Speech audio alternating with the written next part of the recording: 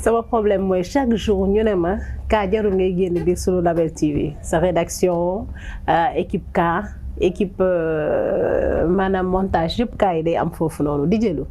tu fais partie de l'équipe montage yow mii yaay bokk yow mii ay Ka sama yow si boppam yow. yow boo nekkee Ka moom yow doo il faut nga am ay Ka. yow yaa njëkk a doon Ka Ourey waxal moo njëkk a doon Ka. boo nekkee Ka waaw ñu la jàppale ci Ka bi jeex na foofu la léegi de toute façon damay laaj dinaa wax sama réalisateur yéen tant que lancé wuñu émission bu ngeen toogati fii voilà léegi bu ñuy lancé émission ñu soog a toog ngeen doog a toog loolu ana njëriñ boobu xaw ma lu mu doon mais noonu lañ koy defee bu soobee yàlla parce que yéen le temps bi ngeen di toog nii di ma kaa nii matin du ma ko mën d'accord maa bañ non man toujours belli ci kaw loolu ma leen di jaajëfal bu baax a baax di leen di sant ci ànd bi ngeen ànd ak ñun ak fidélité bi aussi message d'encouragement yi di leen di wax bu baax a baax jaajëf di leen nuyu comme nuyu buur di leen di fàttali rek ne mën ngeen ñu suivre en direct sur le canal 27 de la TNT 37 bu TV d'Orange nous sommes aussi en direct sur Facebook ak réseaux sociaux yi di leen di wax aussi mën ngeen woote pour participer ci émission bi tey ñuy waxtaanee li nga xamante ne moom mooy njëriñu syndicat yi ci éducation bi syndicat yi bëri nañ ñuy dalal ki nga xamante ne moom mooy madame Sène sama chérie bu ñaawul boobu madame Sène Aminata Sarr pour ñu waxtaanee lépp luy njëriñu syndicat yi ci njàng mi balaa loolu ma bàyyi sama ñaari kaay yi nuyoo na kenn jël rek. merci beaucoup galanterie foo koy teg téléspectateurs yi yónni nañ ma ci yow. nee nañu sa présentatrice bi mbokkam rek lay jël tekki leen ci plateau. yàlla xam na ni xoolal xam nga lu ñu naan naka. parce que invité parce que ñoom nee nañ seetlu nañu lii. invité bu ñëw bu santul Sène. mu sant Diouf. ab mu sant en tout cas daal sa day laal sama mbokku séeréer. mais nee nañ sant dëkkul fenn. en tout cas daal loolu la ñu ma wax. mais nee nañ sant dëkkul fenn yóbbante ak la wax naa la ko pare naa ci. waaw nee nañ da nga xoolaat bu baax sa léegi xam nga yow mi nga xam ne sa maama la yar nee nañ. naka tombé waral.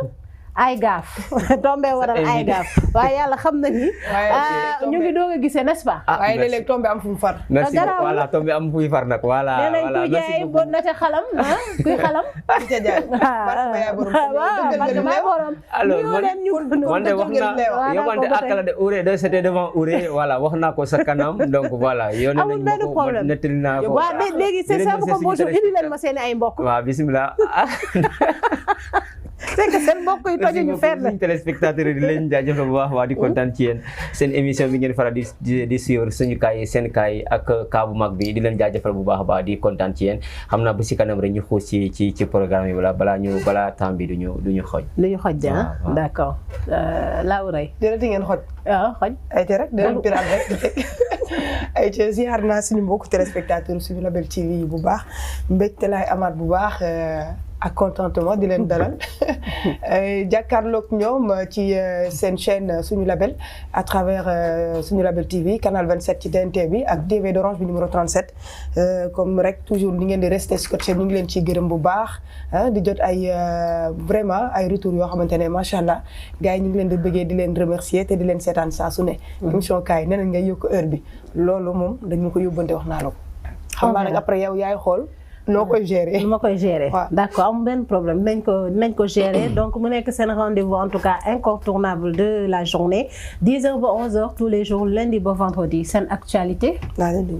di jëlu mooy tàmbali. du ma nuyoo tàmbali nuyoo bi. ayca di jëlu. merci beaucoup actualité bu tey. Bambey 10 octobre une partie du bâtiment d'administratif du campus est une courante d'eau. Depuis plusieurs semaines, raison du non-paiement des factures. di jëlo kañ nga dégg français bay actualité en français ah. alors di ko waxaat ni encore Bambey dañ fa couper courant. si seen université. am na bâtiment ñu couper courant. université waaw université. université Bambey. université Alioune Diop de Bambey. dañ fa couper ndox. safula dañu coupé ndox. ndox la ñu coupé. excusez-moi ndox la ñu coupé. ñu ne fayuñu facture ndox bi waaw.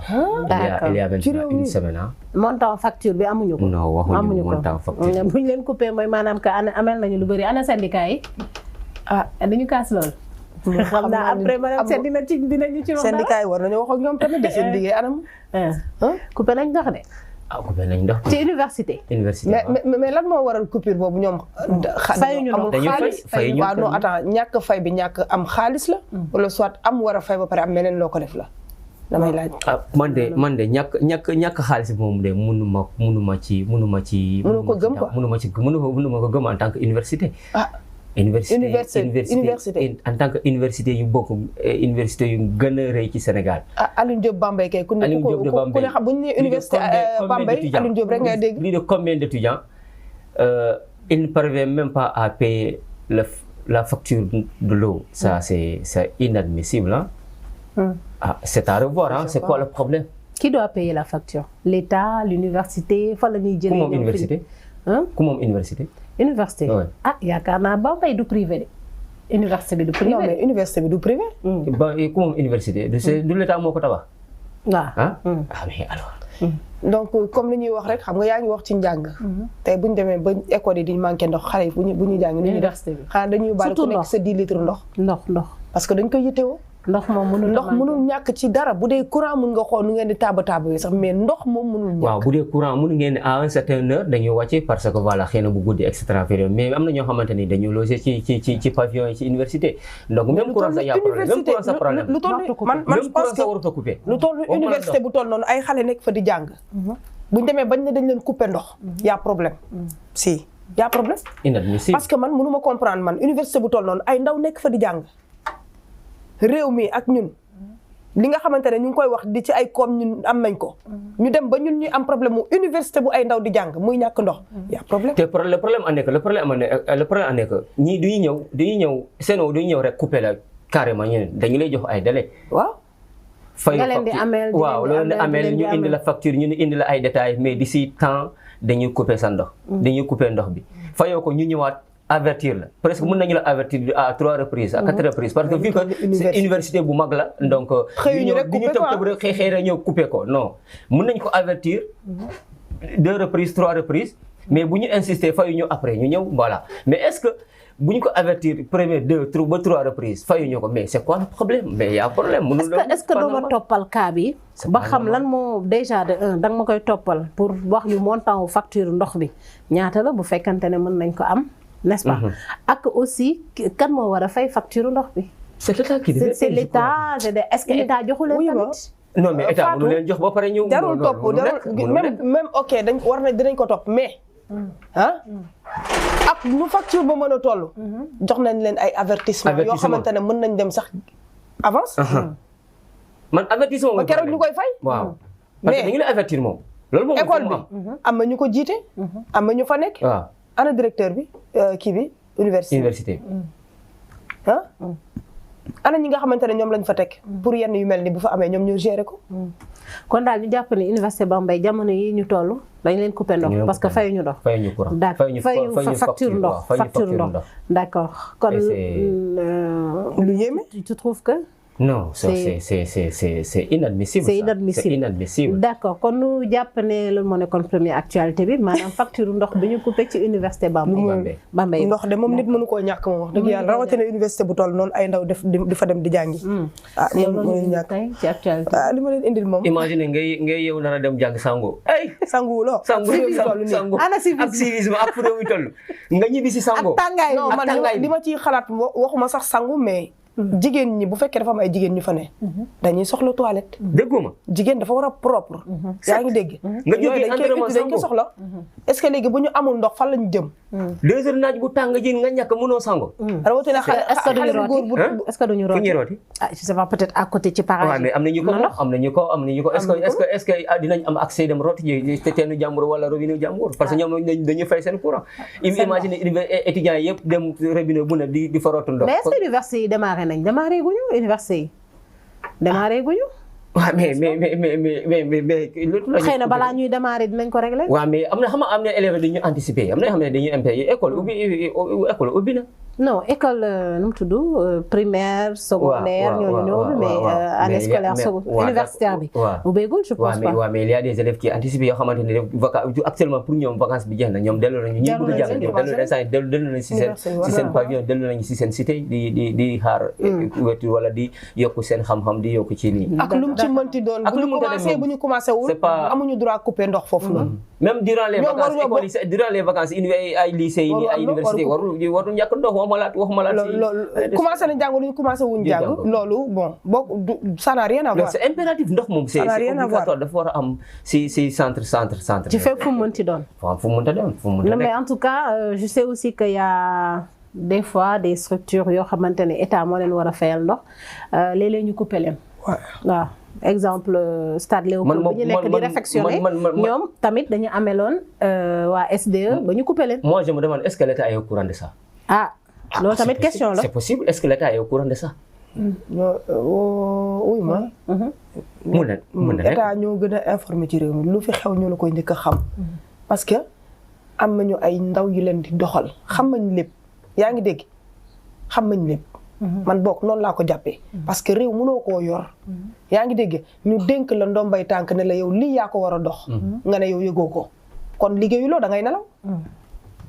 buñ la joxoon ne la demal fii yow yaa pavillon bi yow yaa ko gérer. pavillon bi dem ba daanu ba màbb ba rës ña fa nekk gaañu nga tëdd dina la bu ñu waxee nga la yëgoo koon parce que nekkoo fa demuloo fa xooluloo ko da nga doon nelaw. absolument.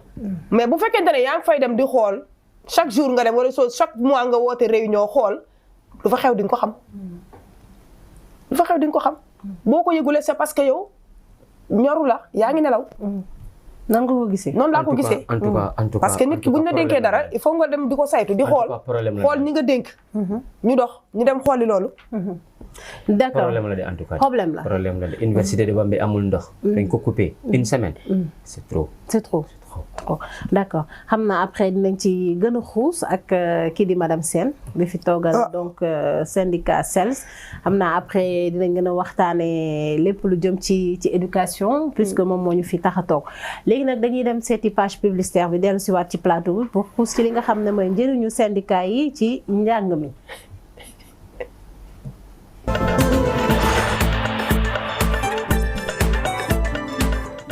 Label TV vous propose la location de matériel audiovisuel dernière génération.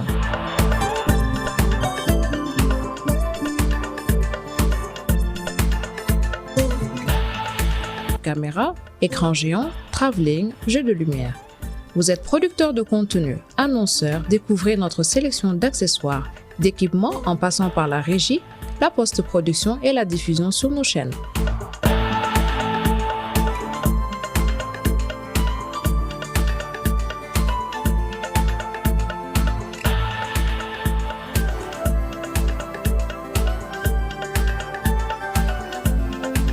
Nous vous proposons également la location de studios d'enregistrement, de salles de tournage, un studio de doublage numérique 32 pistes et un accompagnement pour tous vos événements, captation, spectacles, publi-reportages.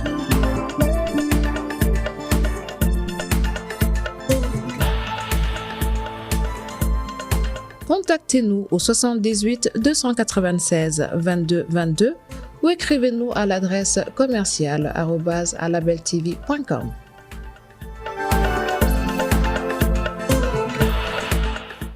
Ila Qatar suñu Label TV fas yéene ànd ak yéen dem ba Qatar ànd ak yéen ak ñetti programme yu bees tàkk yu ngeen dul gis feneen fu dul suñu Label TV te des na suñu Label TV nat leen won li gën a fës ci taarixu coupe du monde bi ngeen nar a gis joueurs yi qualifié équipe yu gën a fës ak itam dëkk ak stade yi nga xamante ni fa la jongante yi di amee te des na suñu Label TV nat leen won li nga xamante ni moo gën a fës ci taarixu coupe du monde te duñ ci wét ndaxte yéen lañ ci fas yéene àndal bu ngeen bëggee jokkal ñun nag mun ngeen ñu woo ci numéro bii di 78 296 22 22.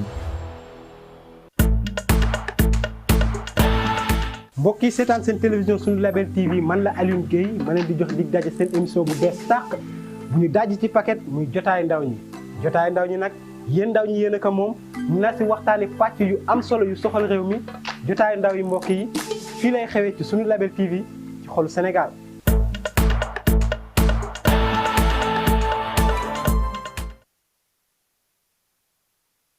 réalisateur man fu may nii stand by ak fi may tegee ci télé bi man moo ma jaaxal laa rey loolu kaa la de tamit voilà comme ni ma leen ko waxee woon ñuy waxtaanee tey njëriñu syndicat yi ci biir njàng mi ñuy dalal madame Sène Aminata Sarr madame Sène nuyu nañ la. waaw Fatou maa ngi lay fay sama chérie. waaw di la nuyu di lay gërëm ci invitation bi. di nuyu aussi ki ma bokkal plateau Ourey la charmante Ourey nuyu naa la. merci neexal la tuuti comme nee nga Fatou daf may faral bàyyi ma neexal la tuuti donc di leen nuyu di leen ziar di kontaan trop tamit ci invitation bi.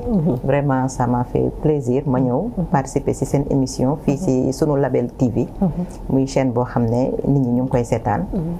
di la féliciter aussi ci émission bi ngay def chaque jour du lundi au vendredi c'est pas évident si jigéen dafa metti mais sant yàlla parce que toog warul kenn. gis naa ne yéen a ngi góorgóorlu di def loo xam ne aussi njëriñu askan bi la. Fatou di nuyu sama waa syndicat. parce que tey comme ni nga ko waxee.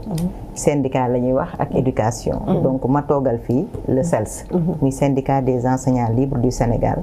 ma ci beral nuyoo suñu camarade secrétaire général national. Amidou Diédhiou. di nuyu suñu président d'honneur monsieur Souleymane Diallo mi nga xamante ne moo jiite syndicat bi ba mu nekkee amical ba.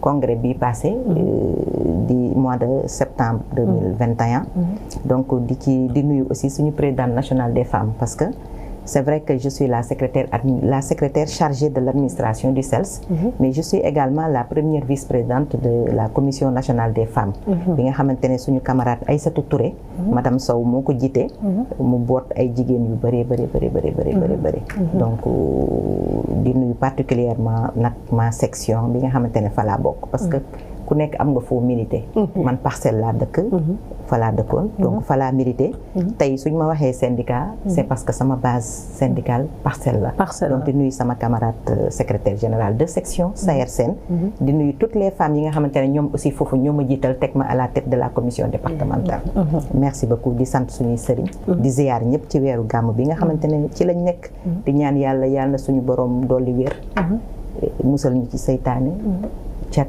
ak làmmiñ lépp lu ñu ñaan ci weer bi yàlla na ko suñu borom nangu yàlla may ñu mottali suñu yéene alhamdulilah rabbil alamin d'accord jërëjëf madame Sène nuyoo na de d'habitude nag dama foogoon ne dama murit non d'habitude dama foogoon ne yow yaa fi dàq nuyoo waaye tey gis naa ko koo xamante ne ma raw ci nuyoo bi en tout cas di ci ànd nag di nuyuwaale ñi nga nuyu yëpp di leen di jaajëfal bu baax a baax waaw nuyoo caabi teranga la moom nu mu gën a yiwee gën a yaatu gën a taaru ba ñëpp mën ko dégg rek baax na. mbaa du ci teraanga sénégalaise moom nuyu na askan wi yëpp. bëgg nañ kontaan nañ. kon baax na madame Sène tey pourquoi libre le mot libre ci syndicat bi. waaw xam nga syndicat dafa ëmb lu bari. donc mu nekk benn mbooloo boo xam ne day dajale ñu bari. te ay nit bu ñu fekkente ne bokkuñu judd bokkuñu dëkkuwaay dañoo xëy daje bokk lenn mu nekk une chose boo xam ne dafa commune ñun ñëpp ñoo ko bokk dañ lay may liberté boo xam ne moo lay permettre doo tënkuwu daal parce que lépp loo xam ne daf lay tënk rek expression bi day xaw a difficile booy wax yaa ngi bëgg a calculer lii donc loolu moo tax ñun ñu ne le syndicat des enseignants libres du Sénégal moomuñu kenn moomuñu ku ci nekk aussi ci nga bokk à part entière amul ku ñëw tey amul ku ñëw suba suñu syndicat ki fi nekk depuis sa création ba mu nekkee amical ak kii doog a ñëw ñoo ci yem képp les postes de responsabilité sont là da ngay postuler mën nga jàll nga jiite mën nga bañ a jàll keneen jiite donc du loo xam ne dafa tënkuwu donc ñu si rafetlu aussi fier aussi d'être libre waaw liberté moom daa neex moom ne ko liberté daa neex moom donc yéen seen poste yi c'est par vote c'est par nomination non c'est par vote mais xam nga lu syndicat dañuy dem ba dañuy prôner le consensus rare lu ñuy def vote bëriwul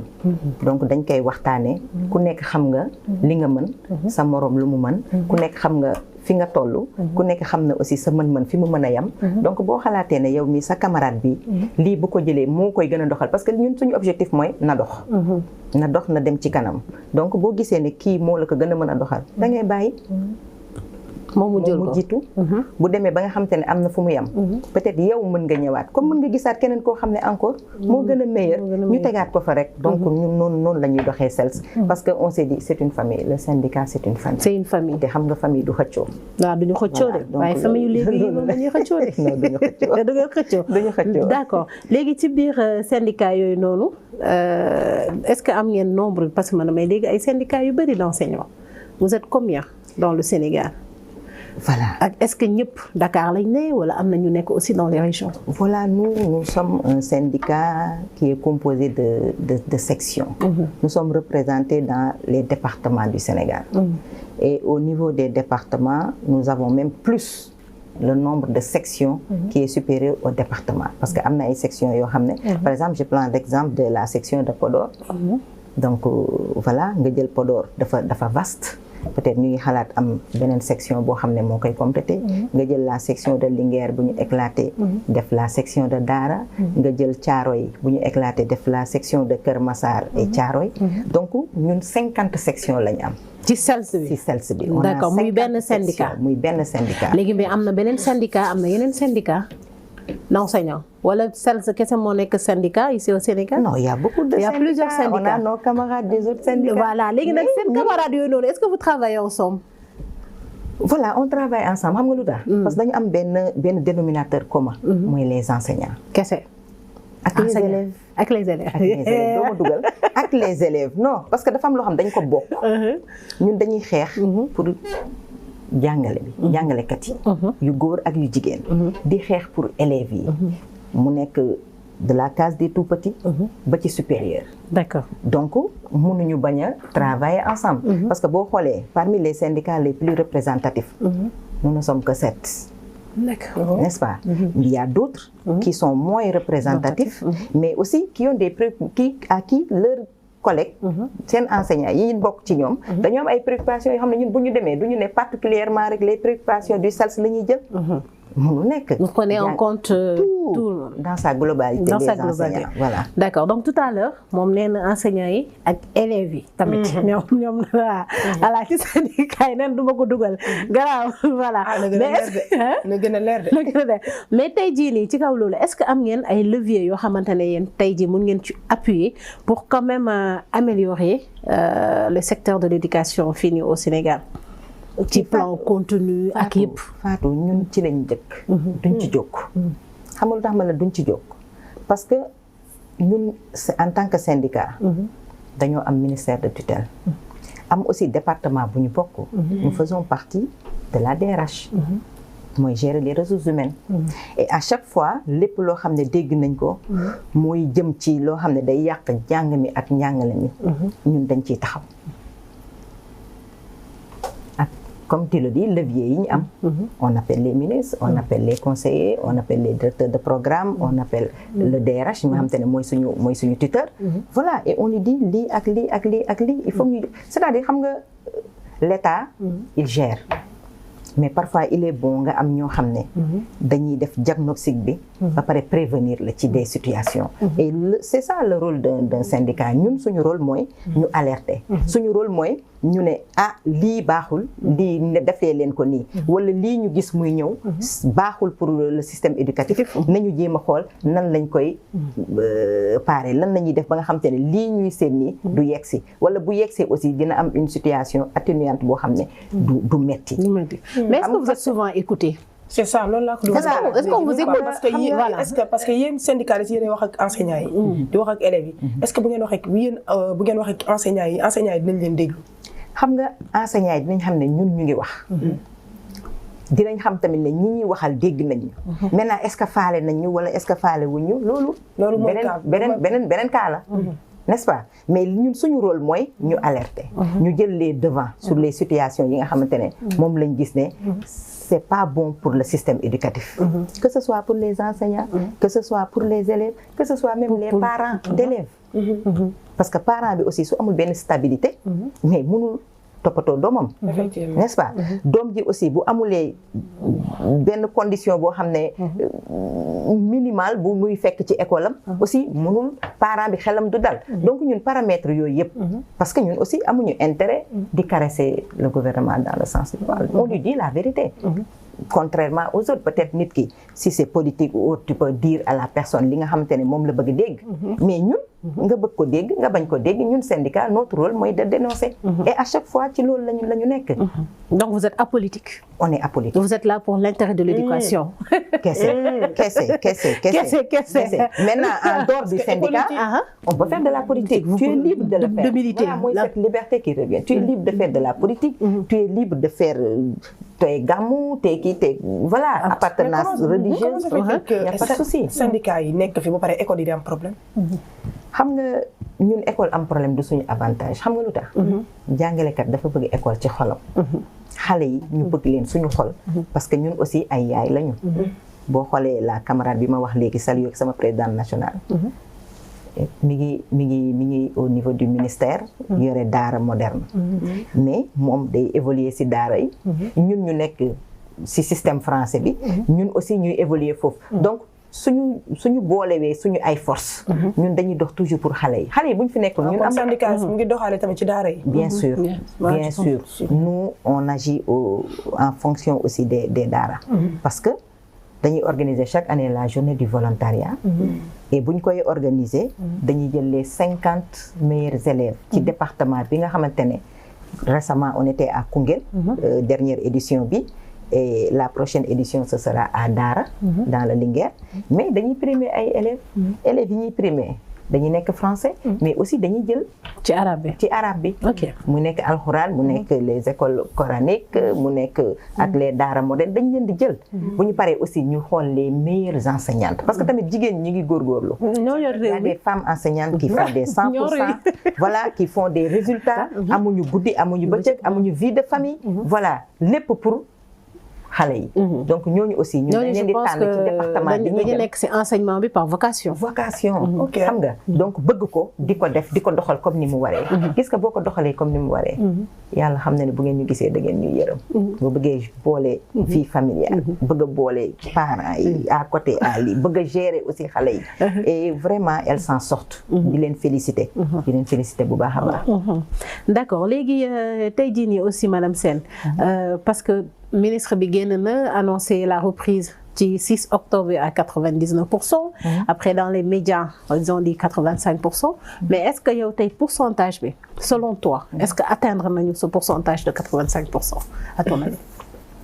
Fatou xam nga ñun. li nga xamante ne ñun tey. moom la ñuy glorifié wu. kontaan ci bëgg ci. mooy le 3 la ñu fixé loon. et le 3 les enseignants. le 3 déggoo ñu ne ay 10%, 20%, 80%, plus de 50%. Les enseignants ont été sur place, n'est-ce pas? ñëw nañu ci ba ñu war a ñëwee. bañ leen joxee vacances dem nañ noppalu ko. ba vacances yi jeexee aussi ñëw nañ respecté nañu seen engagement. xam nga loolu aussi balaa ngay wax leneen loolu moo jiitu.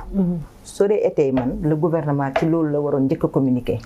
jaajëfal jàngalekat yi. D'accord parce que situation bi ñu ubbi école yow gis nga ko. gàmmu gi mi ngi ñëw ku nekk da ngay gàmmu sa dëkk. mais dañ ko fa bàyyi. déplacé wu ñëw am ñoo xam ne gàmmu jaral na leen dañoo delluwaat dem gàmmu ji pour ñëwaat ci ouverture kii xale yi n'est-ce pas donc loolu man pour man loolu c'est beaucoup plus important te ñun ci loolu la ñuy kii maintenant xale yi 85%, 90% yan conditions yi la xale yi war a ñëwee loolu aussi il faut ñu wax ko quel que soit le pourcentage c'est les conditions quel que soit le pourcentage nañu xool pourcentage bi le pourquoi à 100% les élèves ne sont pas venus parce que jàngalekat yi ñëw nañ mais ñëw nañu xale yi ñëwuñu ñoom ñoo ko constaté ñoom ñoo ko wax n'est-ce pas mais nag ñun aussi suñu rôle mooy ñu wax lu tax lii am lu tax parce que situation bu ne am na lu tax lan moo tax mooy que ni ñëpp xam nañ ne école fi buy ubbi day fekk ñu jóge ci nawet bi jeexagul day foofu laa doon bëgg ñëw sax ci taw beeg ndox mu bari moo nekk te nañ day dem ba mi-octobre voilà école yi ak le changement climatique mën na dem ba mi-octobre boo xoolee pluie yu barki dem ngay xam ne ndox bi moom la ANACIM wax sax nee na ba mi-octobre il faut qu'on s'attende à des pluies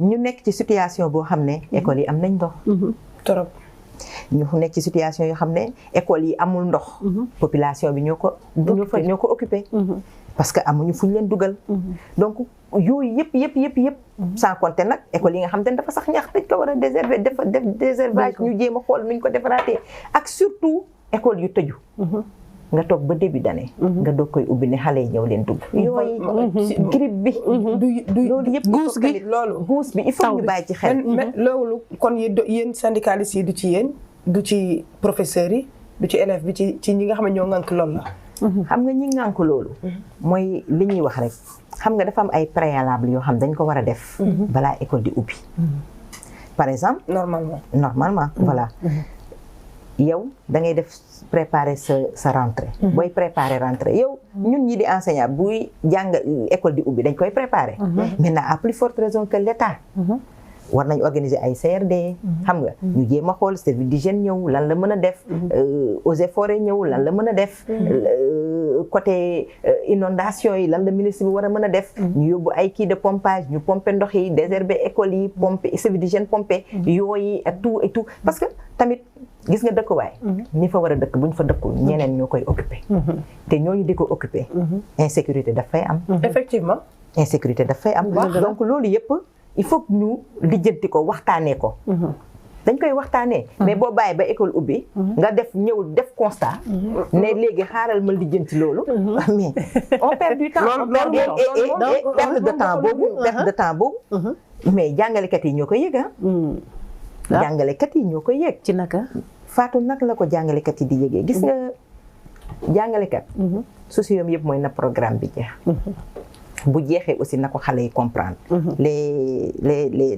les enseignements apprentissage bu ñu tëddee ci loolu rek la ñuy xalaat da ngay xool jàngalekat sax bu am permission absenté bu ñëwee mi ngi def rattrapage mi ngi jéem a xool donc plus école bi muy yéex a fonctionnel muy cours yi di yéex a démarrer ci jàngalekat bi lay këppwaat parce que évaluation yi du bouger gis nga découpage année scolaire bi génn na xam nañ ne de telle période à telle période war nañ def ay apprentissage de telle période war nañ taxaw def évaluation boo évaluer da nga war a def remédiation nga xool pourquoi élèves yi lii ak lii ak lii ak lii après les remédiations beneen semestre ñëwaat nga war a enchaîner waat ak les de nouvelles apprentissages voilà donc nga commencé waat loolu beneen évaluation ñëw après yaa ngi xalaat examen te jàngalekat ruus na élève am dem examen ñu ne li ñu jox jànguñu ko ñun suñu defet la bañ defet la suñu te defet boobu benn jàngalekat bugg ko donc bu ñu yéexee ubbi si ñun rek lay metti donc moo tax ñun on fait tout ba nga xam te ne suñu ouverture dañuy ñëw dugg toog maintenant xaar xale yi nag da nga leen di motiver bu ñu ñëwee ngay def loo xam ne ku dégg xam ne ñii ñu ngi jàng ñii ñu ngi jàng ñii ñu ngi jàng et les autres vont venir mais que l'État puisse prendre en charge certaines questions avant l'ouverture des classes. Non, pas à quelques jours, obligatoire, mais au moins un mois. Normalement, même pas un mois. Normalement, début septembre, war nañ mën a commencer jël les devants. D'accord. Mi-septembre peut-être ñu xool les quelques couacs yi nga xam te ne moo am ñu finir ko après que di xaar élèves yi xaar enseignants yi xaar élèves yi en paix. enseignants yi amuñu problème. man dégg naa ñu ne am na gox yoo xam te ne enseignants yi ñëwuñu ne amuñu problème. mais c'est déficit d'enseignants bi aussi on a un déficit d'enseignants qu'on a constaté quand même sur tout le territoire sénégalais. voilà xam nga déficit d'enseignants boobu. ñun syndicat ñun ñoo ko njëkk a wax. parce que aussi nous effectuons des tournées. dañuy dem ay tournées bu ñu demee. dañuy gis ne on est à des classes yoo xam ne pléthore. bëri élèves xam nga benn enseignant moo fay nekk des classes multigrades nga yor CE2 yor kii donc loolu dafa métti ci jàngalekat bi. ñu dénoncé loolu. ba l'année dernière état def na effort. ba recruter les 5000 enseignants. ñu mettre leen à la disposition du système. ñu ngi dem et cette année aussi ñu ngi leen di xaaraat ci loolu. kon daaw recruter nañ 5000 quand même. recruter nañu.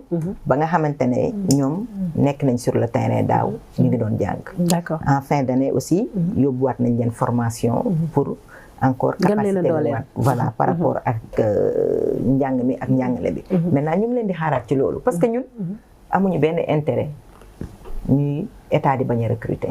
Maintenant ils n'ont qu'à trouver les moyens pour que ñu mën a recruter waat le maximum d'enseignants. Non seulement élèves yi dinañ nekk à l'aise mais aussi di nga décharger les enseignants.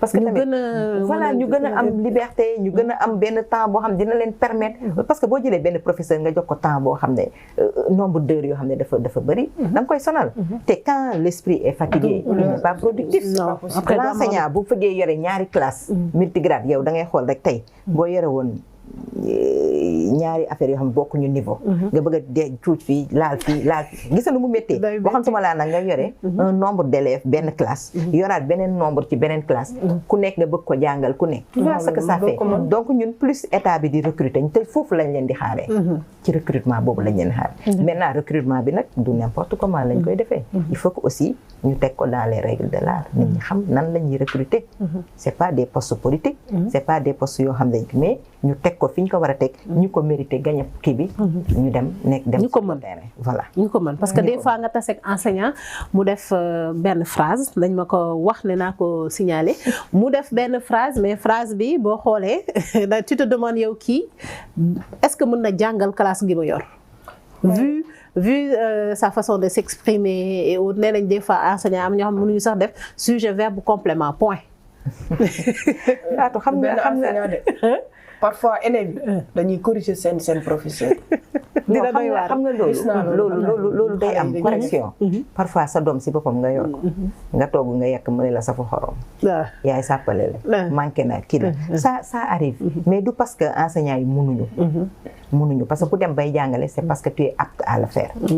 tu as une formation si. dañ leen di former. d'accord dañ leen di former buñ leen former ba pare. après nag ñu mettre leen en œuvre et buñ demee la formation elle est continue. elle est continue du moins parce que boo demee yaa ngi fay fekk sa directeur. c'est quelqu'un qui est beaucoup plus gradé que toi. d'accord bu la ëpp expérience.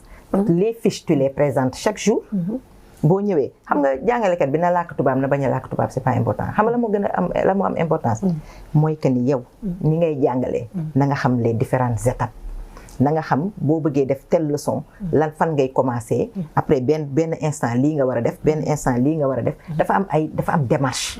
n'est-ce pas démarche boobu moom la ñuy xoolee ndax yow mën nga jàngale wala mënoo jàngale. maintenant ku dem ba ñu jox la ay xale. non seulement yow am nga capacité pour jàngale. mais aussi parfois aussi yow yaay xool ne lii war naa ko ci yokk pour gën ko parfaire. maintenant est-ce que dégg na tubaab est-ce que déggul tubaab. loolu nit ñi ñoo koy wax. mais l'erreur aussi elle est humaine. elle est humaine parfois nga dajeeg nit mu wax benn affaire mu def ñëpp dañ koy def. xam nga wax après ñu ne jàngalekat yi mënuñu kii fekk na benn minorité la. wala benn personne la ñu généraliser ko. et ça vraiment. non c'est-à-dire nag fii Sénégal ko c'est-à-dire fii Sénégal la nag. benn instant Sénégal la. l'erreur est humaine c'est vrai. mais parfois y a nga gis yoo xamante ne ni da nga daf lay leer ne lii. c'est pas du tout normal. c'est pas du tout normal parce que il existe parfois nga dugg ci yenn classes yi. xool seen professeurs yi xamee ñi wax dëgg neex yàlla. man peut-être xëy na dañ leen di buux pour ñu dem jàngale noonu rek.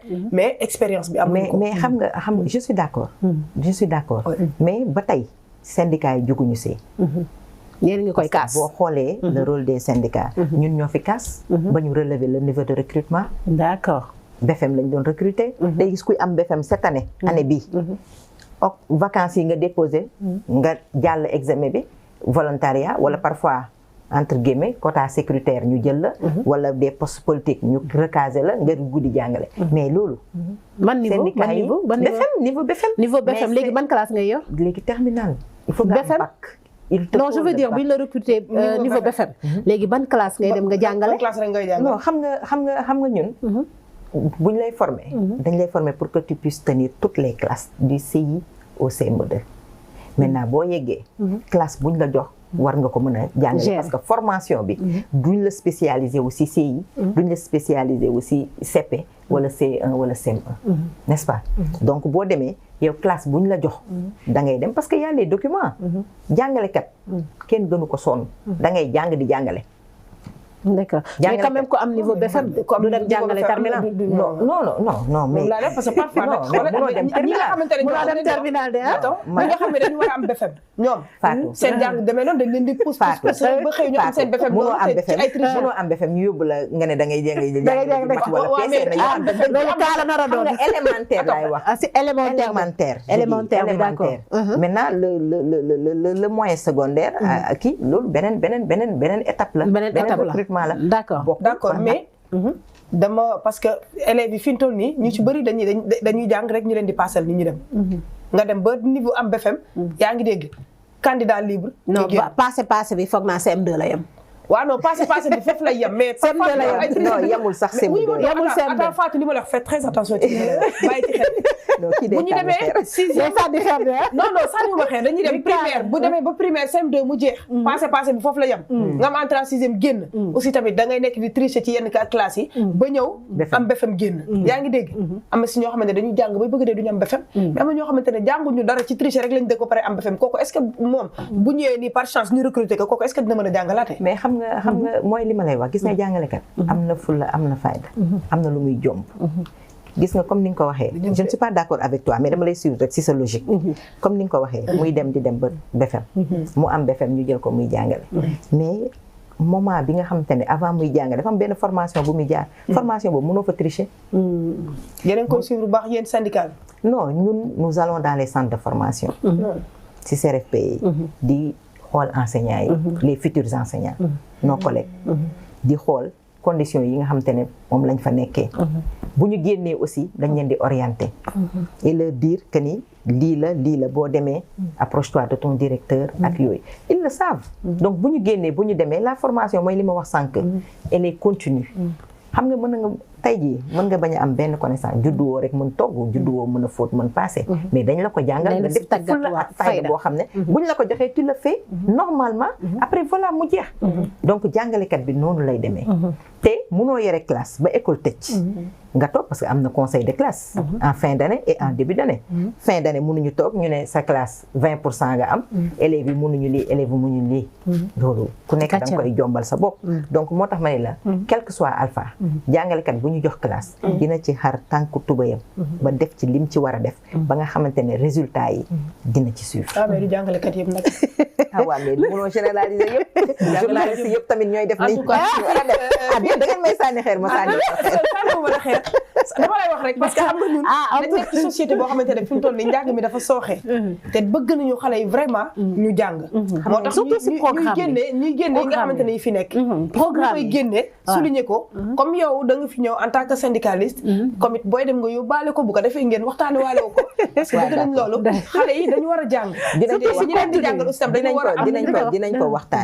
dinañ ko waxtaane te ñoo ngi ci mais jàppal ne jàngalekat bu ñu jox classe xam na li ko fay xaar te xam na aussi li ko fay xaar bu ko fa deful lan moo ko cay fekk am na ay sanctions bon pas sanction nii xëy sanctionné nit mais yow sa bopp yaay sanctionné sa bopp yow yaay wax ne man mi lii su ma ko deful lii ak lii ak lii mais su ñëwee ci contenu jàngale bi les gens commencent à se plaindre yenn parents yi surtout nag am na ñu ma ci ne Fatou laajal ñu ko nga ne ko leen ndax programme bi nga xamante ne moom lañ tegal xale yi est-ce que mënuñu ko gisaat ñu wàññi tuuti théorie bi te dem ci pratique bu ñu ñëwee ba BFEM ñu gën a favoriser li nga xamante ne aussi mooy la formation professionnelle les compétences de l'enfant au lieu que ñu topp leen di leen théoriser est-ce que yéen ci côté boobu noonu am ngeen ci pouvoir xam nga lu tax ñu ngi si non loolu dañ koy dénoncer toujours d'accord et l'expérience nous a donné raison ak Covid bi mais wàññi nañu programme bi d'accord parce que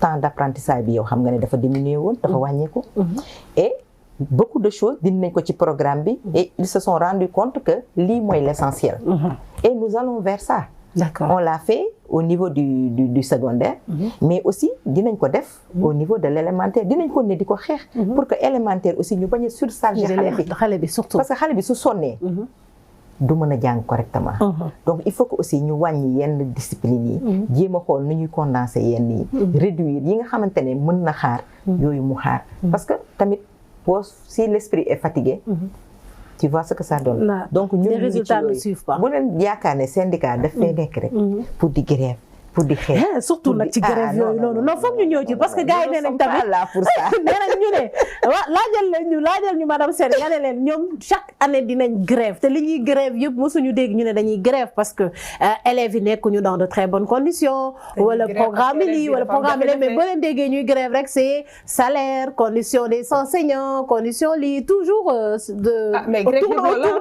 des enseignants. mais grève yëpp loolu la. waaw baax na. grève yëpp loolu la parce que loolu lañ leen di wax gëmloo. xam nga opinion bi. liñ koy wax. moom loolu lay mën a jàpp. c'est vrai. et dafa am ñaari parti syndicat la. gouvernement. xam nga ñun xeexuñu parents yi. xeexuñu élèves yi. n'est-ce pas. mais bu ngeen grévé mais c'est le gouvernement peut-être ñoom bu ñuy communiquer dañuy dem ci benn sens boo xam ne. aspect xaalis la ñuy gis. n'est-ce pas. mais ñun li ñuy xeex li nga xamante ne du xaalis. mais mi ngi ci protocole bi. mi ngi ci suñu ay préavis de grève. mais duñ ko wax. d'accord. boo génnee négociation toujours mais dañ koy wax. mais les gens duñ ci prêter attention xam nga lu ñuy dégg. xaalis ba lañ leen yokkal lañ leen kii ñoom ñu ngi laaj ñu ngi def nii. mais xam nga xaalis neex na. mais conditions yi ñun moo ñu gën a ñor. par exemple bu ñu nee nañu recruter le maximum d'enseignants. kan lañ ko defal xale yi la pour que ñu mën a nekk à l'aise ci classe yi n'est-ce pas. enseignant bi aussi mën a nekk à l'aise pour di leen jàngal. bu ñu nee le quantum horaire nañ ko respecter. mais pour kan la du pour ñun. parce que boo jàngalee 6 heures nga jàngalee 12 heures bu weer bi dee da ngay jot sa salaire. n'est-ce pas. donc bu ñu nee nag quantum horaire bi nañ ko respecter. enseignant bu absenté dina compenser. bu ñu nekkee moment de grève aussi bu grève bi jeexee da ngay gis dañuy def ay rattrapage. après foofu na ngeen di buuree xale yi. non duñ leen ñeneen ñi ngeen jox leen ay polycope. duñ leen buuree polycope mënut a ñàkk. fa ngeen joxe ko. non parce que en fait am na fooy toll. dafay faciliter élève bi. temps bi muy bind. temps bi muy kii mu lire polycope bi peut-être les polycopes aussi sont synthétisés. dafay am benn synthèse. du lépp nga koy jox ci di doon mooy li nga doon wax sànq l'essentiel n'est-ce pas. donc loolu aussi enseignants yi ñu ngi ci. bu ñu jógee si loolu. mais les manuels scolaires. mais dafay bokk toujours si suñu ay préavis de grève. mais nit ñi duñ ko wax et pourtant. à chaque fois ñu déposer préavis de grève la presse est là-bas. mais yéen tamit li ngeen bëgg a wax moom ngeen di wax. jàngalekat dañoo mën a laaj xaalis ah non. loolu ngeen di wax mais su côté carrière. quand on dit que les examens professionnels. arrêté yi dafa war a teel a génn CAP. mais loolu c'est pour kan la. mais si l'enseignant est apte mu def examen ba inspecteur bi ne ko tu es apte. mais c'est au bénéfice de qui. du élève bi. mais loolu dañ koy kaas. que arrêté yi dafa war a génn CAP enseignant mën a toog 2 ans mën a def CAP wam. certificat d'aptitude pédagogique. ñu xam ne kii apte na mën na def li n'importe. donc loolu yëpp ñun dañ koy kaas mais duñ ko wax. et pourtant chaque jour on en parle. ñëw leen suñu beneen yoon bu ngeen di kaas ngeen. n'est-ce pas on en parle. grève nañu. mais résultat yi. bu ñu grève woon rek yam ci temps biñ ñu mayoon bi des parce que on a signé le protocole au mois de février le 26 exactement n'est-ce pas mais entre le 26 février accord bi kañ la dugg mise en œuvre bi ça a débuté au mois de mai fin mai entre février mars avril enseignants yi dañoo dem ak xel bu dal wóolu gouvernement bi wóolu aussi seen ay responsables syndicaux yi nga xam te ne ñoom ñooy signé le protocole ñu dem jàngale mais c'est des rattrapages à ne pas finir moo indi tey résultats yi CFE on s'est retrouvé avec 73,8 BFEM ñu am 53,94 bac 51,99 bu fekkoon te ne rek temps d'apprentissage foofu la ñu yemoon est-ce que dinañ am résultat? Non. C'est vrai. bu ñu continuer loolu. on a prolongé l'année scolaire. est-ce que dégg nga enseignant bu kaas. pourtant yokkaluñu suñu salaire de. 16 heures là kenn fayu ko. mais enseignant bi moo volontaire. ma foog ne yokkal nañ leen 100 000 ci seen salaire yéen ñëpp enseignant yëpp 100 000 francs. ma njëkk 100 000 francs. est-ce que duñu ko yokkal. non yokk bi est-ce que duñu ko delloo. ngeen delloo non parce que matul 100 000 mais tout le monde en parle. parce que 100 000 ngeen gis nga actuellement il y a des questions oui ma gis nga actuellement il y a des questions beaucoup plus sérieuses. yoo xam ne tey ñun moo ñu gën a préoccupé. que sax yokk bi. par exemple. c'est la question des décisionnaires. D'accord. des agents nos camarades. yi nga xamante ne dañ leen engagé. comme des décisionnaires des non fonctionnaires. nga xamante ne dañuy bokk école. ñu bokk même si les conditions de vie au niveau de l'école. ngeen àndandoo di liggéey. tey ñu recruter la yow en tant que fonctionnaire. moom ñu recruter ko en tant que décisionnaire. pourquoi. voilà ci lan la ñu basé wu. parce que dafa am examen après 35 ans parfois am na ñoo xam ne amuñu examen après 35 ans mais dañoo am examen avant wala dañoo def seen examen avant mais temps bi nga xamante ne moom la ñu xaar mooy gudd ba nga xamante ne dootuñ ko mën a def voilà donc dañuy dépasser âge boobu noonu 35 ans donc ñooñu noonu vraiment injuste la boo xam ne ñun dañ koy casse à chaque fois yow Fatou imaginez man ñoom dañuy xaar ba dépasser 35 ans qu'est-ce qui fait lan moo tax tey ñu xaar ko boo demee par exemple dans le Fongolimbi benn IEF moo fa nekk mu war a seeti ay candidats examen yi parfois les informations da ngay dem nekk di jàngale tu t'occupes tellement des élèves ba nga xam te ne yow da ngay fàtte sax yow sa bopp d'accord da ngay fàtte sa bopp donc nga nekk si tey benn Aminata Sarr boo xam ne yéen ñaar yéen a génnandoo moom mu nekk Dakar ak confort bi fi am ak yëpp yow nga nekk ci àll bi tey ngeen ñëw ngeen def di examen moom mu jàll dossier am gën a gaaw reclassé nañ ko en tant que fonctionnaire yow kenn reclassé wu la voilà donc te yow yaa ngi si àll bi surtout àll bi avec conditions yi fa nekk donc loolu yoonu ñun ñu koy xeex imaginez le fonctionnaire boo amee sa diplôme CAP ñu lay intégré waat dans le corps des instituteurs nga dem ak 40%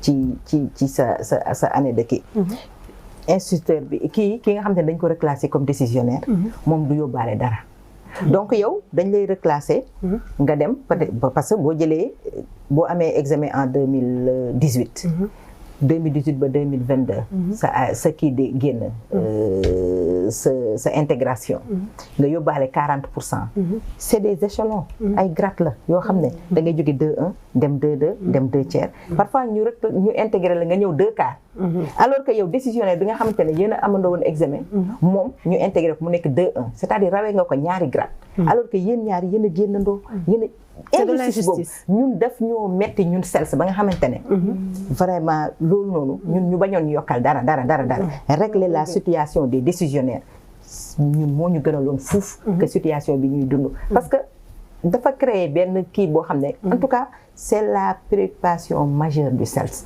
chaque jour ñu ngi si on a organisé des ateliers avec les cas ku nekk ñëw on a travaillé sur les différents cas expliqué on a fait des plaidoyers qu'on a envoyés au niveau de la présidence au niveau de l'Assemblée les ministères concernés récemment avec madame la ministre Mariama Sarr on a organisé une journée d'études sur ça mais jusqu'à présent la situation reste telle et vraiment c'est déplorable. C'est déplorable. Mais est-ce que décisionnaire il faut que l'État en fasse une priorité.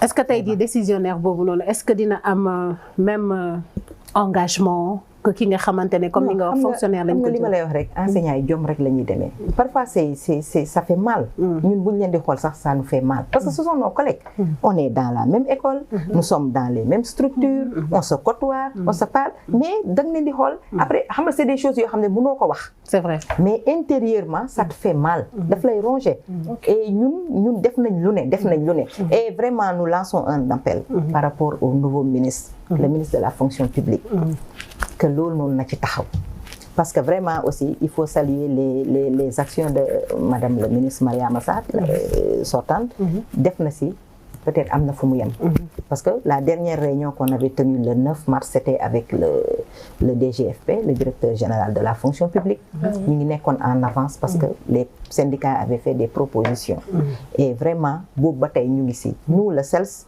en tout cas notre camarade secrétaire général national Amidou Diédhiou chaque jour que Dieu fait amul jour bu muy bàyyi boo xam ne waxul le cas des décisionnaires donc loolu noonu il faut que état bi régler ko benn yoon injustice bi ñu régler ko que mu féete côté daal ñun ci la ñuy augmentation bi di gën a neex bien vrai que ñoom am nañ augmentation parce qu'ils sont des enseignants comme nous mais su boobaa la ñuy doog a wax ne vraiment ñun am nañ satisfaction loolu daal cette question il faut que ça soit réglé maintenant les autres indemnités yi nga xamante ne aussi moo des ñu réglé ko et maintenant su ko defee seen xol gën a fee mais tamit université bi ñu coupé seen ndox mi waaw xam nga université bu ñu coupé ndox voilà loolu information la boo xam ne moom lañ fi wax léegi dégg naa ko mais du loo xam ne daf ñuy neex.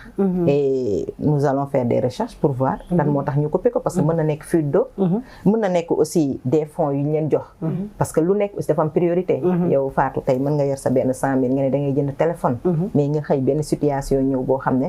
tu te dis que lii moo gën a priorité. téléphone bi il suffit nga laal 100 000 bi rek. priorité téléphone ñëwaat taxaw. donc da nga koy dem lijjantiwaat. et nous comptons sur l'État pour que mu régler cette situation. du supérieur kese ñoo soxla ndox. mais à l'école élémentaire. mais les filles sont précoces maintenant. à partir de CM1 CM2 dañuy soxla hygiène. c'est pour cela donc et pourtant nag ñu ngi wax di yuuxu université Bambey. mais il y a des enseignants qui sont dans les brousses. les plus reculées en brousse. mais amuñu courant. amuñu ndox. dañuy rooti. jàngalekat bi day root. élèves yi dañuy root. parents yi am bonne volonté dañ leen di indil ndox. et pourtant dañuy góorgóorlu. et ils font des résultats. boo xoolee si réew mu toll ne Sénégal donc loolu noonu war nañ ci vraiment war nañ ko régler des situations pareilles. dafa ruuslu sax ñu di ko dégg. c'est vrai ñu di ko dégg vraiment loolu moom. il faut que ñu dimbale ñu si. d'accord voilà donc loolu moom nañ ko régler le plus rapidement possible. parce que sinon aussi ñun dañ koy dénoncer. waaw non il faut dénoncer. et on va xam nga une information non j'ai dit ñun on suit l'actualité. et à chaque fois que ñu dégg benn situation. boo xam ne c'est pas bon pour l'école sénégalaise. ñun dañ koy wax. parfois c'est en ligne. parfois c'est dans les groupes. on dit vérifier on a entendu tel parce que nous avons des sections comme je te l'ai dit dans les départements. et on appelle le secrétaire général de la section on lui dit on a entendu telle chose. à Bambey il y a le CELS qui est là-bas. Voilà, donc on l'appelle, on dit est-ce que cette information elle est vérifiée? Maintenant, si c'est avéré, mais bien sûr. Madame Sène ma chérie d'amour puisque féetale ngeen ma ko Sène d'accord donc temps bi ñu jagleeloon en tout cas jeex na émission bi neex na trop xam naa après di nga fi dellu si waat ndax enseignement bi l'éducation ce sera tout au long de l'année voilà parce que vraiment comme ni ñu ko waxee rek dafa bokk ci suñu cas yi donc l'éducation qui est aussi une priorité quand même pour la nation sénégalaise merci beaucoup ñu lay jaajëfal bu baax a baax ci invitation bi ñëw ak propos intéressant en tout cas yi nga fi wax dina permettre nga tàggoo waaw may tàggoo mais juste nga may ma une minute rek parce que récemment on a tenu un séminaire de rentrée pour préparer l'année scolaire 2022-2023 qui nous a permis de faire le bilan de l'année 2021-2022 et je pense bien que les syndicats ont eu à faire des recommandations des propositions et autres il faut que les conclusions de ce séminaire vraiment ñu jël ko en compte. D'accord. ñu jël ko en compte. pour le bien du système éducatif. bu ñu bëggee lépp normal. grève du am dara du am. il faut que ñu jël les recommandations des syndicats parce que ñun amuñu benn envie. ñu dem grève bëgguñu grève. ça nous met mal à l'aise. xale yi suñu ay doom lañ parents yaa ngi ci mbedd yi duñu xool. donc et nous saluons aussi l'initiative du Premier ministre. le nouveau Premier ministre. qui a organisé un conseil interministériel allant dans le sens.